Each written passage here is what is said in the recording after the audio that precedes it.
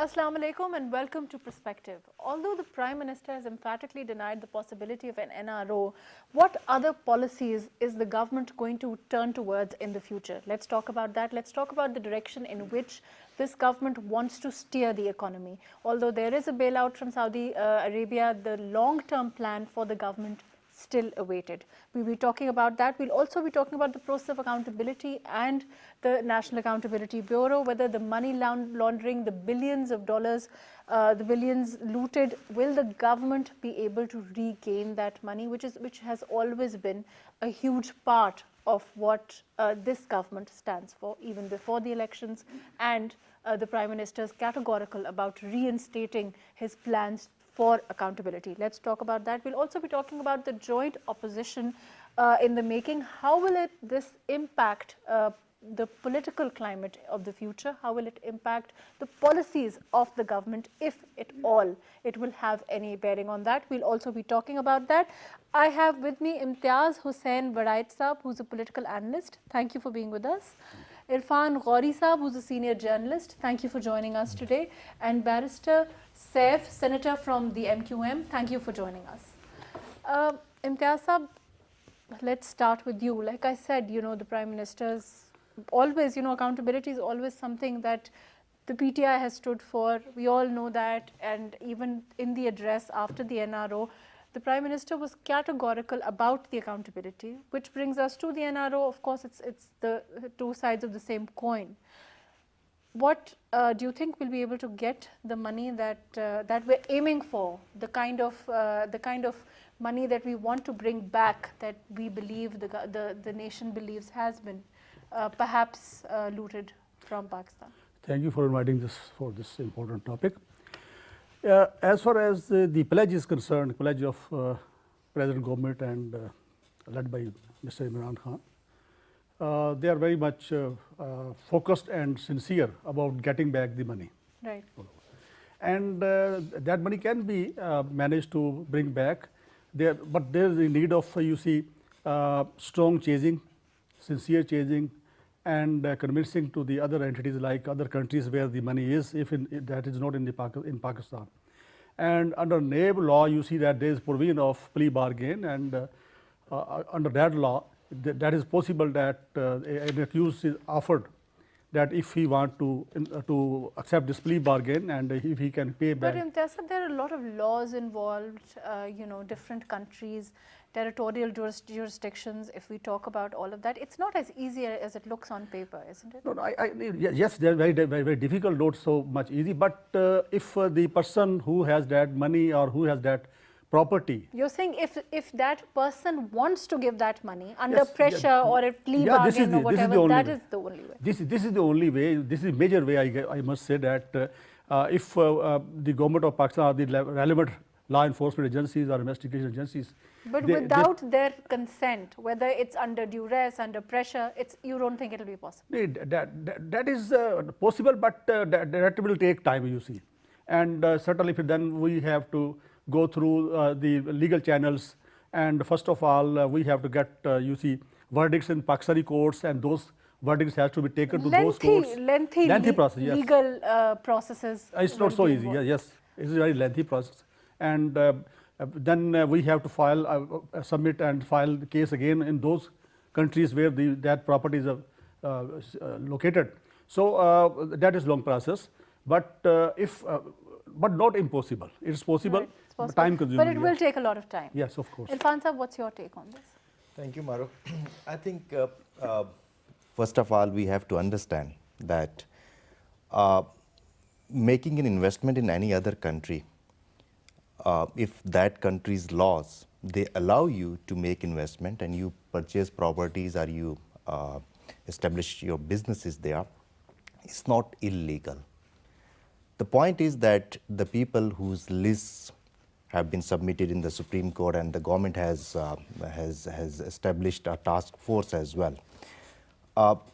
That doesn't mean that these, I think, more than 1,000 people, all of them, they had made those properties through illegitimate ways or through money laundering. So you have to distinguish between these two, I mean, the legitimate ways and the But my illegitimate. question So, is, even if it can be ascertained that that money, there is no money trail, or that nobody, that money is not legitimate, for example, bringing back that money would even then be a very onerous task for any government to undertake. that's true, because it's not, I mean, that property or that money is not in Pakistan. And I think yesterday, the officials, the AGP and FBR and state bank officials, they informed the court that in many cases they cannot proceed against those. In case of Britain, you had an agreement with them where they would be sharing with you the information about the properties, but the banking laws are involved. So in the banking laws in their countries, you cannot get the money trail. Right. So it is not an easy task.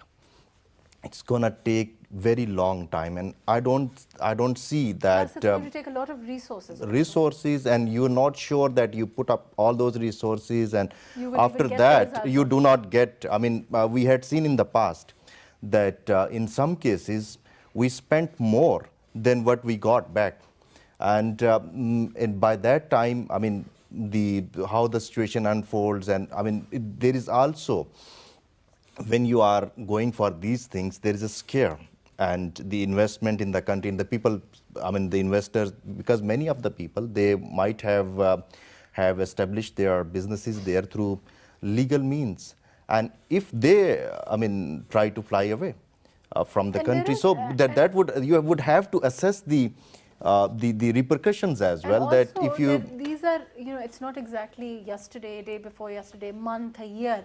These are very, very long, it's been years since this money has Decades. gone. Senator Saif, don't you think, I mean, it's been a long time since this money has left the country, whether legitimate or not, even if it's not legitimate, this money, and then there have been businesses that have been formed. So there is, that length of time for us to trace that money and to bring it back. Onerous or not, the government remains steadfast in its efforts, and the Prime Minister continues to reiterate that they will do so. Yes, I do understand the gravity of the situation insofar as the Prime Minister's statements are concerned and the government's resolve to try to find a solution for it, a legal solution. However, it's not as simple as it seems to be, or as it has been made to appear. Having said that, you see, when you look at the issue of bringing back money, or tracking or tracing money and then bringing it back, it poses a multidimensional and a multi-angled problem. The reason I said multidimensional is, even if I prove against somebody that he has an account abroad and there is a huge amount of money involved, first of all, how do I get that information? Number one, the legality of that information through a proper legal process is paramount to establish your claim on that money and then to bring it back. It's the very first step that you're required to overcome. In this case, most of this information is hearsay evidence or information gathered by journalists, as you just pointed out. Insofar as Dubai properties and bank accounts are concerned, my information is, and I've been recently to Dubai, and because money laundering and asset tracing is one of my areas of expertise, I claim to be, because I'm involved in such cases, and I've also been involved in drafting of international conventions in this respect. I believe that, and I have been told that this information is just not legally valid information. It has not been given properly by the UAE government. So then we can't act on it. You cannot, because the moment you start acting on it, there'll be a claim filed in a UAE court, and this whole process will be stalled, or even here. So in my opinion, what I've heard is that the talk about this list and its authenticity is also quite doubtful. They haven't been able to ascertain those properties or bank accounts, whatever assets, in a legal, legitimate manner, number one. Number two, remember one fundamental point regarding money laundering. Money laundering can only be either proved, or at least the process can only be initiated if you prove a predicate offense. That's what the law says. There are 3 conventions which technically deals with money laundering. One directly and two indirectly. One is the UNCAC Convention, United Nations Convention Against Corruption. Then there are two other conventions. One is against drug trafficking, and the other is on terrorism, which includes provisions on money laundering. All these conventions provide one basic condition, and that is the existence of a predicate offense, which means that you have to prove in the host country, in the country which is requesting for money laundering or for repatriation of that money, that this person had committed a criminal offense relating to either corruption or these others, and he had accumulated assets, and then he transferred that asset there. If you do not prove a predicate offense, the whole case will be thrown out, because how do you establish that it was illegal money? Now, the person who holds that account or who has assets, if you can provide some evidence to your courts, you may bring proceedings against him on the basis of evasion of tax laws or some other maybe custom laws and all that, but you cannot prosecute him on the basis of money laundering, number one. And there are many examples. I was involved in one case. I won't get into the details of that, but we threw that case. We successfully managed to throw that case out from UK courts, and no offense was established. The point was that there was no predicate offense. So all this talk that is going on in the media and the press and also in the parliament and maybe by politicians, at this moment it is all in the clouds. There are no grounds to establish such. So let's, I mean, we've already had this discussion earlier on this show, but I want to know your opinion. Senator Saif, why the strong assertion that there will not be an NRO in the face of denials from the opposition? What's your opinion on this? I believe that the kind of impression is given in certain quarters, maybe mostly through media, that the government might back off on its vigorous or rigorous prosecution of people who are involved in corruption and corrupt practices. And I believe that the talk of the NRO only surfaces when you have an issue relating to the relationship between the opposition and the government. And the government claims that it is not going to budge, it is going to push severely and very vigorously against these political opposition leaders who are involved in offense. And on the other hand, I believe it's mostly what you call it, mudslinging in a certain way, where certain quarters are blaming. On the one hand, the government maintains that all the institutions are independent, that NAB is itself an independent body. Then, you know, of course, how does the government propose to grant an NRO? That is exactly the point that I have raised on several TV programs and also even in the parliament, that the government should refrain from owning the process of accountability. It is not its domain. In its domain, NAB is an autonomous organization. Let the NAB decide whether they want to prosecute somebody, whether they want to acquit somebody. Because the problem is, when the government starts claiming and talk about either pushing these people to the gallows or granting an NRO, and the Prime Minister is continuously saying that he is not going to grant any NRO, I believe is in a way casting aspersions on the transparency of accountability process. And I would advise the Prime Minister, because I am a member of an allied party, we are sitting on the same benches with them. I believe this is hurting the process of accountability. They should not even comment on this issue. And this debate began when Shehbaz Sharif was arrested. Government started claiming. The Prime Minister had a press conference in which he directly spoke about accountability. And then an impression was created from the opposition and in the press as if it is the Prime Minister who is spearheading all this. This is counterproductive, and I believe negatively have a negative impact on the political viability and transparency of the whole process. Right. Irfan sir, other than accountability, what kind of direction do you think the government needs to set now? Are they moving towards it? What's your opinion? Maruk, I think accountability and the NRO cannot be the only things that at this point, you know, inflation, the state of the economy, of course, the Saudis have bailed us out for a time. But what kind of long-term policies do we need to see? Yes, Maruk, because since we have this history of NROs, I mean, they had been in different shapes. Like, if you can recall, when Musharraf Saab came, I mean, the military regime came, at that time, cases were established. And then those cases were withdrawn. There were several personalities, I mean, high-profile personalities against whom those cases were established and then withdrawn. Similarly, in 2000, I think, that NRO that came and that. But Irfan sir, if we talk but the about, thing is, but if yeah. we talk about this, there's a huge difference in the former president and military dictator Pervez Musharraf and the government That's what now. where I'm going. That is not right. That's where I'm going. Next, I mean, when you come, I mean, just few months back, we had an amnesty scheme. Right. So that was also a sort of an NRO type thing where you declare the assets. I mean, Right. your the black money or whatever, and you pay certain percentage of tax, and many people.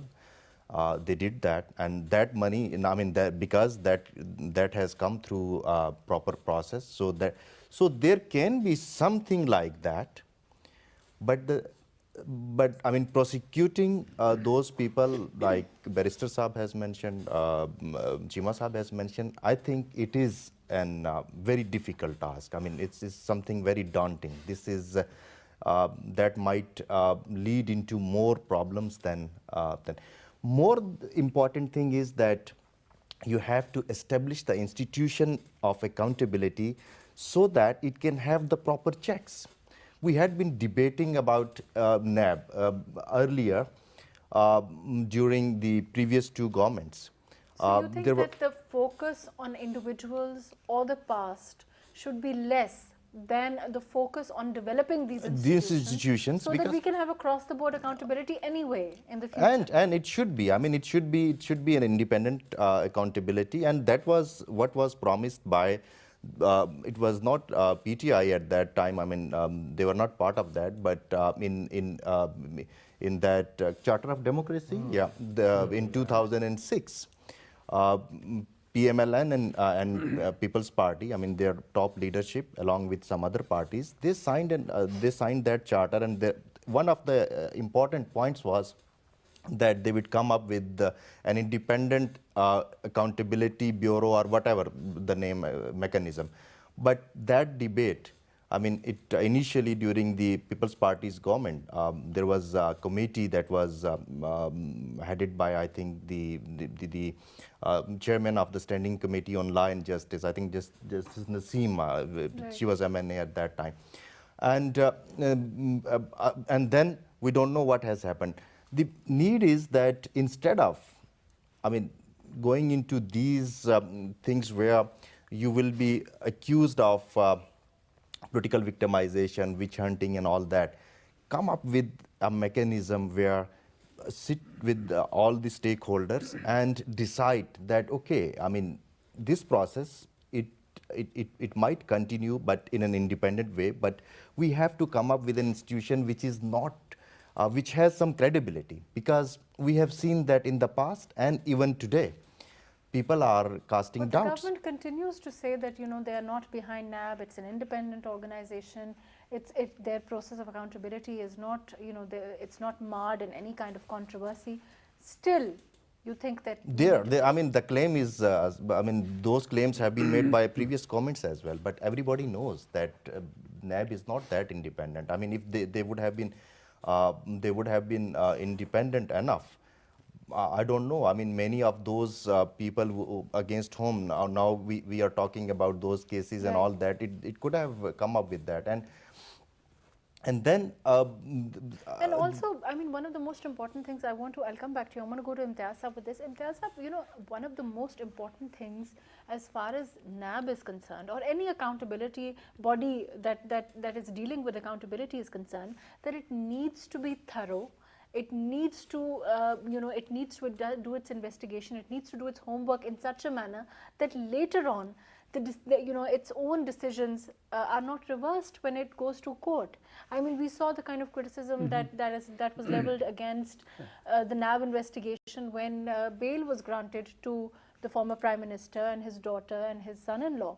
When, a lot of these lacunas and loopholes were, they said there are so many of them in the process of investigation itself for it to stand up in court. So those things are very important in the long run for any government to come, for any kind of, sustainable form of investigation for the future also. Yes, you have rightly pointed out, because at this present scenario, you see that we have a need of three type of things. Number one, we have need of economic activity as well.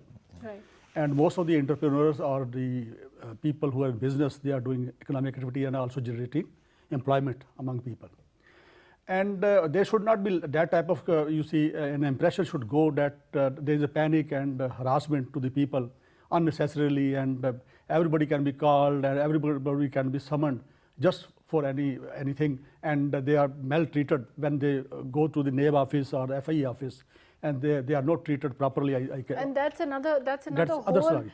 As far as our police is concerned, that's a whole reform area, that's a whole other institution that perhaps needs the kind of reform. So in the present situation where we have economical, disaster, and we have to overcome that, at the same time we have to encourage those people who are little fair and clear. They don't have any type of malpractice in money making and they're establishing their business.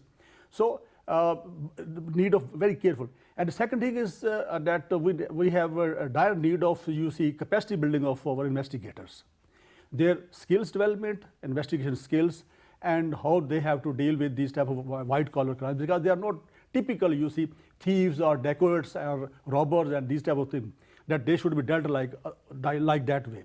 Right. Which is the impression. Generally, people go there in NAB office and they complain like this, that if even sitting at the reception of their offices, they are maltreated, like they are ethical criminals. And there are other people, there are also criticisms that there are other people who are criminals or are under investigation, who are being granted all sorts of favors when they are in the process, when they're in jail or when they're under the custody of NAB. So that whole process needs to be transparent, it needs to be more focused in the sense that it needs to be clear, that what is the reason why we are going after people, why are they going to jail, what is the standard of proof, what is all these lacunas, all these sensational news that is created every time you find a lacuna or a loophole to plug. That's my issue, and that's, I think, what everyone is concerned about. Because of this, that will be a big issue, which I'm foreseeing at least, and I guess my colleagues will be agreed with me, that if there will be harassment and panic with the business people, business community, bureaucracy even, and what will happen then? There is a possibility that they will reduce their economic activities, their business activities, and what will happen? Already we are in the problem of industries. We have not new industries. The old industries, they are going to be closed or already have closed. So people are feeling unemployment and there is no new employment generations. So there is a need of very careful, study of these, especially these institutions which are core institutions which are involved in the investigation of these type of white collar crimes. Number one is NAB, and the second is FIA, and these type of other supporting agencies like Intelligence Bureau or other agencies. So there's a need of to groom them and develop their capacity. But it's very difficult to expect this new government. I mean, even after a year, Irfan Sahab, even if it's been a year, 2 years, even 3 years, if we are going to, to expect them to start the reform as far as our judiciary, for example, there are a lot of cases, of course, you've seen the process, it takes years. We're all familiar with it. If we talk about the police, we talk about the process of accountability, NAB, FIA. So there is, reform is needed all around. Isn't it daunting for the new government to undertake these things, or too difficult for us to expect them to do this? Maruk, very first term is it fair that, getting the list from somewhere and just publicizing it and without distinguishing, making a distinction between the donkeys and the horses? Everybody, that means you are maligning everybody. So these institutions, they are meant for investigation. They may continue their investigation, whatever. If I have made something legitimate or illegitimate, this is, the institutions, they may continue the investigation. You're saying that it shouldn't have been flashed all around in the news. It should not be that the whole country, and what would happen at the end if no results come? And now you have made the hopes of the people, like, I mean, I don't know how many billions of dollars would be coming to Pakistan if that doesn't happen. So that, instead of that, and then the way this is being done, Right. I mean, that is mudslinging in a way that if somebody has acquired those properties through legal means, and in society, You're saying that this is right. This is yes, malicious in the sense malicious and that, all that. So these institutions, they may continue their investigation once you have the proofs, when you have the cogent reasons to establish that, then you might. But just flashing that and these cosmetic steps, they are not the answer to the problems we have right now. That will create more problems than resolving, because what we have seen in the past was that all such efforts, they were, you know, they had to stop abruptly.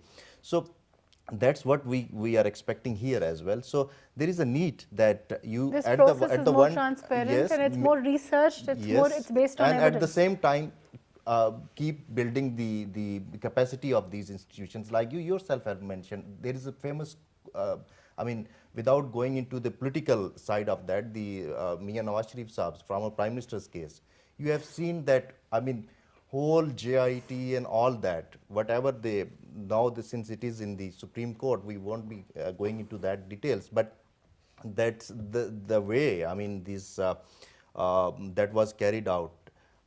Everybody in Pakistan, I mean, most of the people, they say that it is all politically motivated thing.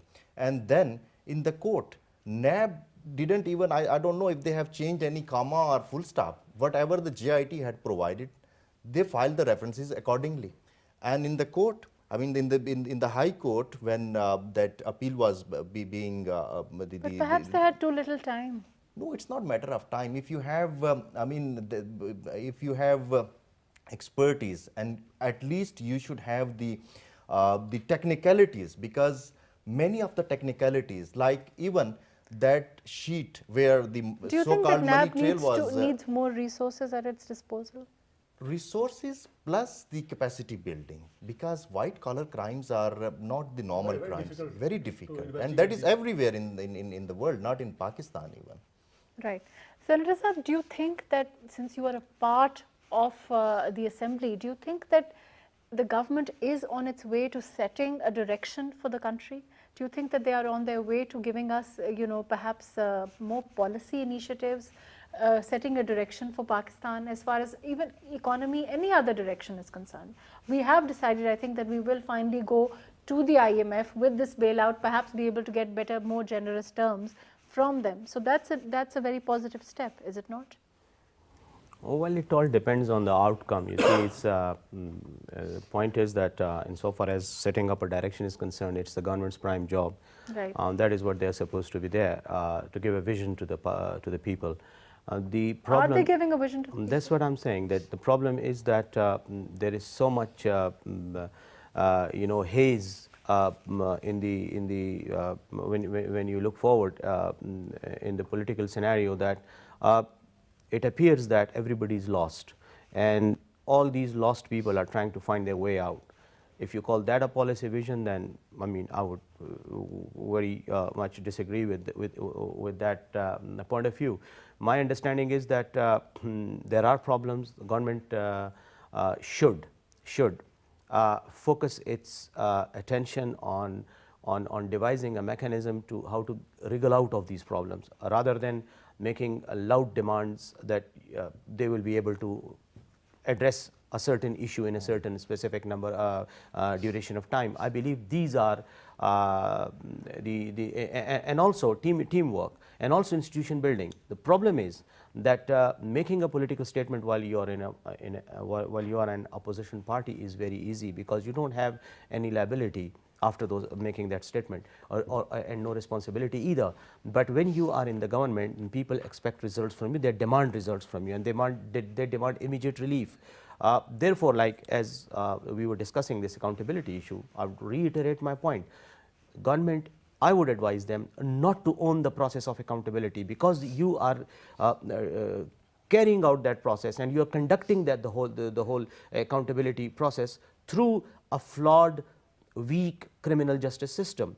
So all the flaws of the criminal justice system, all the weaknesses of that system will then you will have to account for those. Right, Yeah. those, Yes. they'll automatically fall on your Yeah, plate. they fall on you, and then and it has happened in the past governments. Like I was one of the founding, I believe, prosecutors of National Accountability Bureau. I was an additional prosecutor general for 4 years, since 1999 till 2003, and we prosecuted many top guns in the country with loud claims of eradicating corruption. But what happened?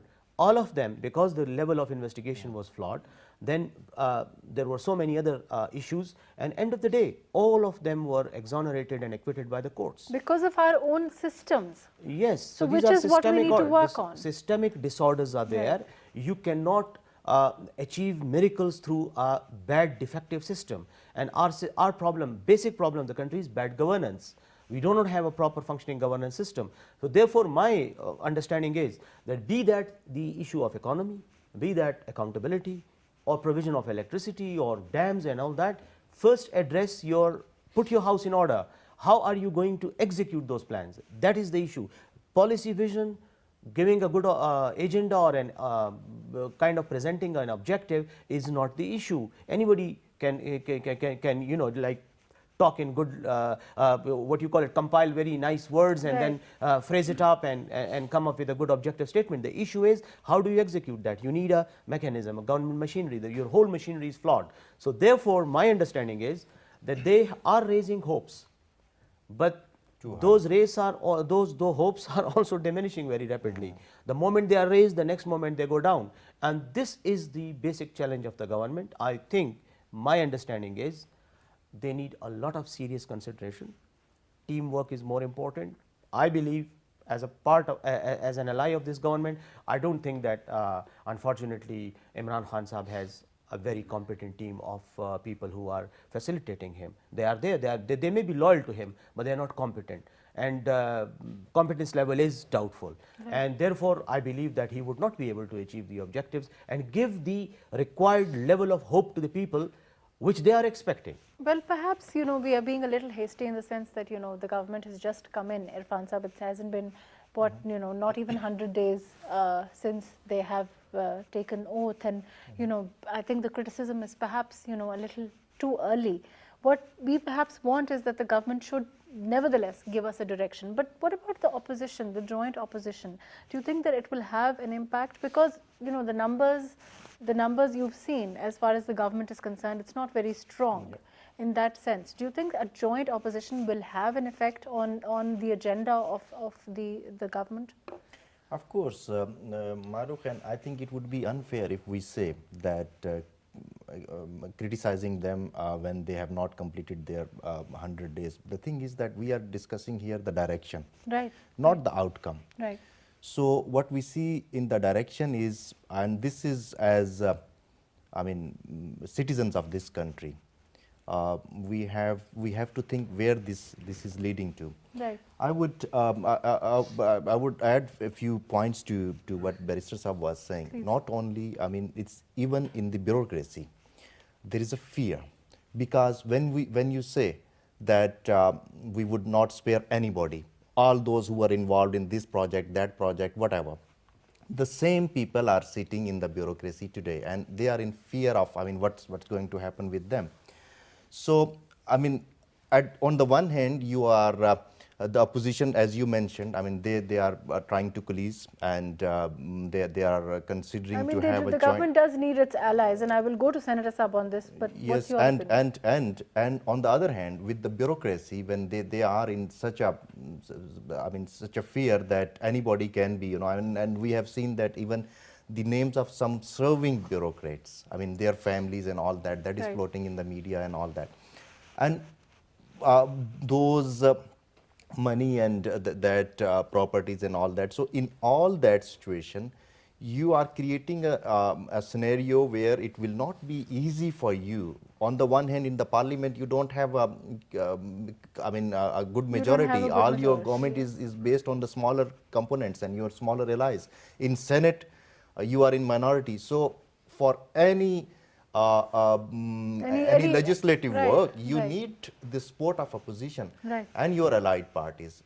And outside that, because the politicians are not the, technical people when you are a minister or you parliamentary leader or whatever. It's the bureaucracy that is needed where you need their support without going into how competent or but bureaucracy Irfan, is. you can't let the bureaucracy, do corruption, for example. No, I'm not saying do corruption, but you have to. You have to. But you're saying don't alienate them. Do not. Unless if there is a proven case against somebody, yes, go for that and prosecute or whatever. But creating a scare as a whole that everybody is thinking that I might be the next person. So how would you work in such an environment? Right. Yeah. Senator Saab, before I go to Imtiaz Saab, the government does need its allies. Do you think the opposition will have an impact? Do you think a joint opposition is perhaps becoming more strong? Well, I believe that if the opposition put its matters in the right direction, I believe that they have a potential to form a very, very strong opposition against the government. So far, government has been lucky that the opposition was divided. And the government would be very intelligent and working very intelligently if they can make sure that the opposition remains divided. But the way how does it look at present?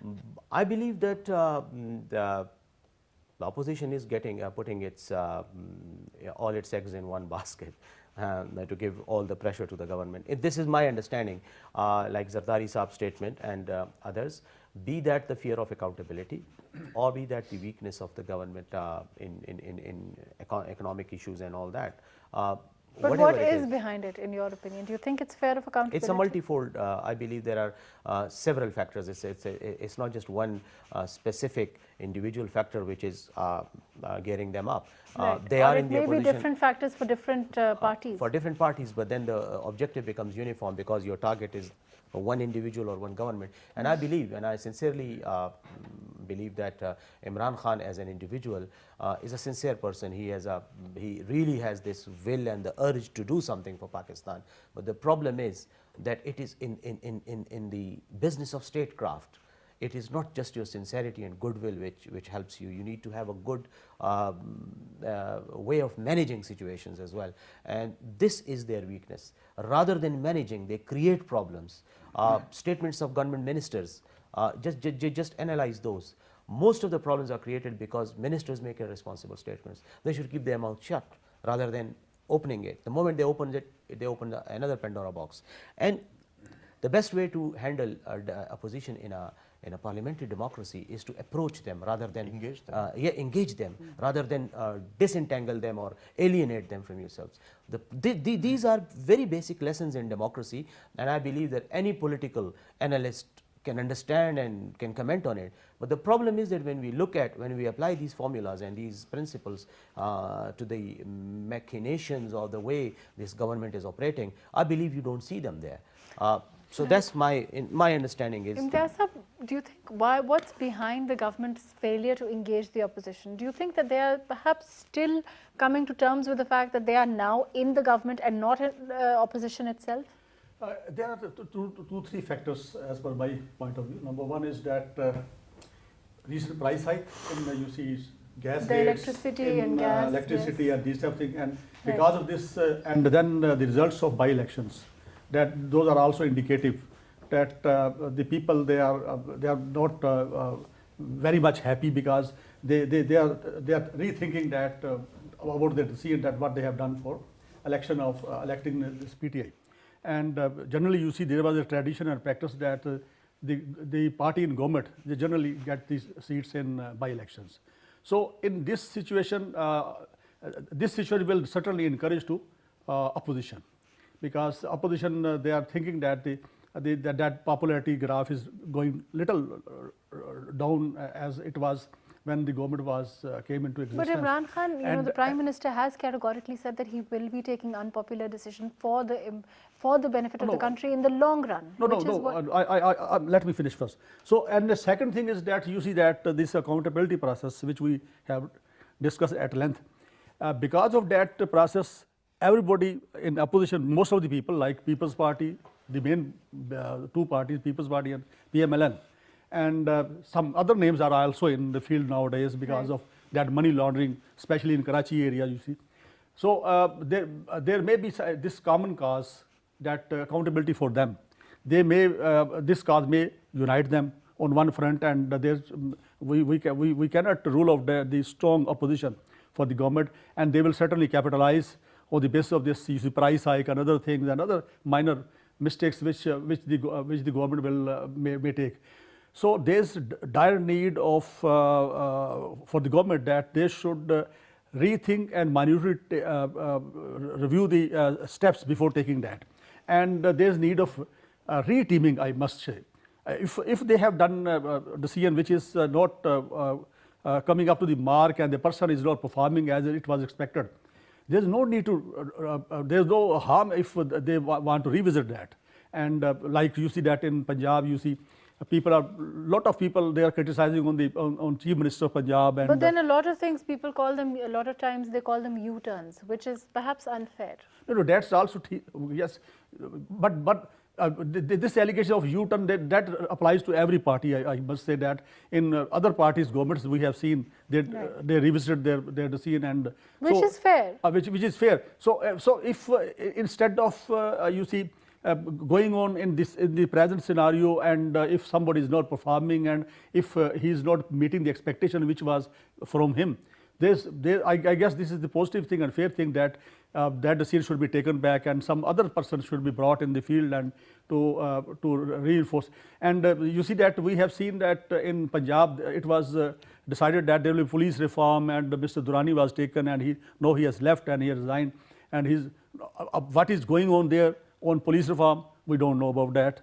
Who is the replacement of Mr. Durrani?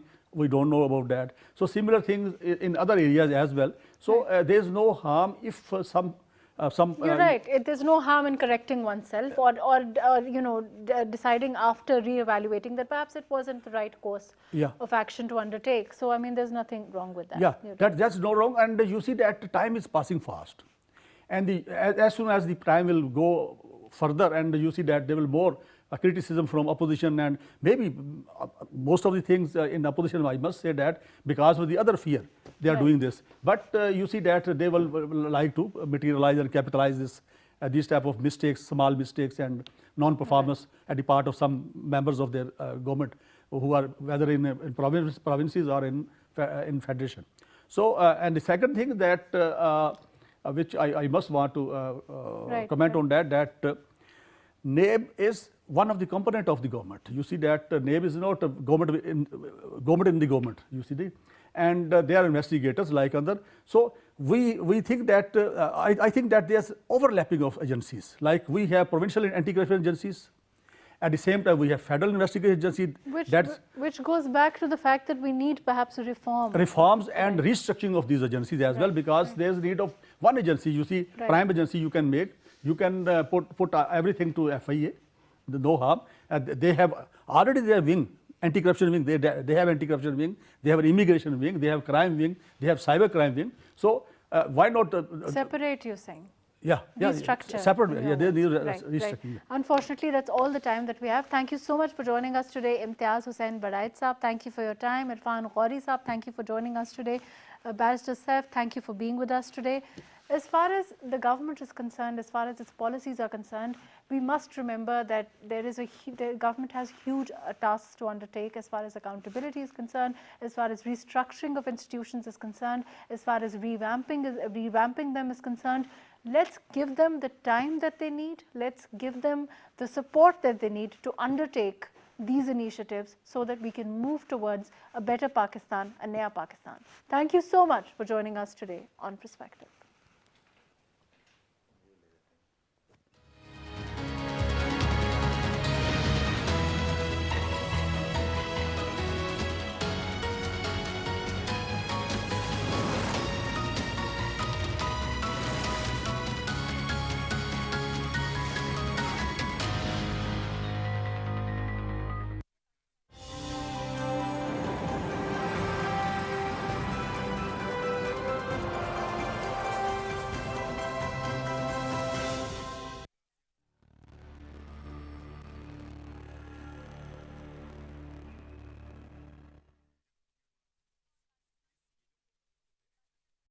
must have shown you the evolution of thought as well. Eventually, it went into a certain direction, right?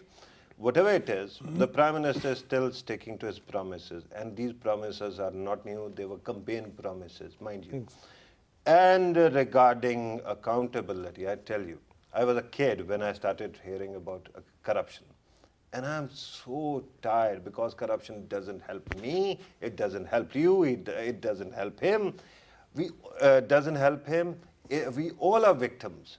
But somehow we have to make do with whatever we have got. If somebody is doing something, I would let it play out. And I would want the country to stabilize. Whatever it is, I just want to get rid of this word corruption. No, in the meantime, I wouldn't, like, if even such thing is happening, I wouldn't let anybody gang up against the government because of some of the statements which shouldn't be given. So very quickly, if you want to add something, because I'm being told that we have to actually conclude the program. I think you should have a separate program on what corruption is and how corruption works and how it actually epistemology of corruption, right? No, not the epistemology of corruption, but how corruption actually functions. Right. And I think that's... it does. It affects your life and mine. No, but it does, yes, absolutely, but it actually benefits a lot of people. I'll take your recommendation under advisement. I'm told that we have to conclude the program. Haris Khaliq Sahab, thank you very much for your time. Isa Naqvi, thank you very much for your time as well. Fahim Sardar Sahab, thank you very much for being here. Viewers, you have listened to our participants. Of course, this discussion has to continue. The government has just arrived. It has been only 2 months. But the Prime Minister today spoke and promised a lot in today's speech. Let us hope in coming days he can fulfill the promises, especially that affect the lives of the common man on the street positively.